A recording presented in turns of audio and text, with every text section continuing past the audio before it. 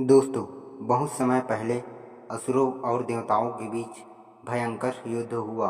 उस समय एक असुर था, महिषासुर। उसका शरीर महिष यानी भैंसा का था और रूप बदलने की अद्भुत शक्ति उसके पास थी। उसने कठोर तपस्या करके भगवान ब्रह्मा से वरदान मांग लिया और कोई भी देवता, दानव या मनुष्य उसे पराजित न कर सके। वरदान पाकर महिषासुर अत्यंत घमंडी हो गया और तीनों लोकों पर कब्जा करने लगा। देवताओं को हराकर उसने स्वर्ग पर भी अधिकार कर लिया।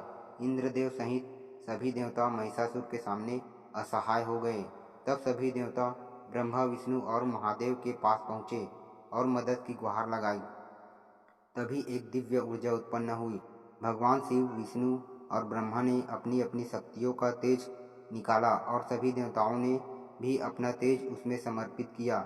इन सभी तेजों से एक अत्यंत अद्भुत देवी प्रकट हुई, माँ दुर्गा। उनके 10 हाथों में अलग अलग अस्त्र शस्त्र थे और उनका रूप इतना तेजस्वी था कि देवताओं भी उन्हें देखकर दंग रह गए। माँ दुर्गा ने सिंह पर आरूढ़ होकर महिषासुर को युद्ध के लिए ललकारा। कई दिनों तक भयंकर युद्ध चला।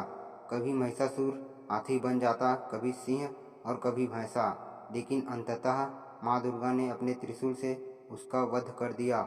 महिषासुर के अंत के साथ ही देवताओं को स्वर्ग वापस मिल गया और तीनों लोकों में शांति स्थापित हुई। तभी से माँ दुर्गा को महिषासुर मर्दिनी कहा जाने लगा।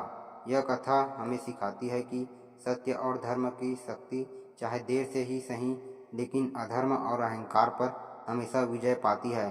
माँ दुर्गा केवल शक्ति का प्रतीक नहीं, बल्कि साहस, धैर्य और न्याय का भी संदेश देती है।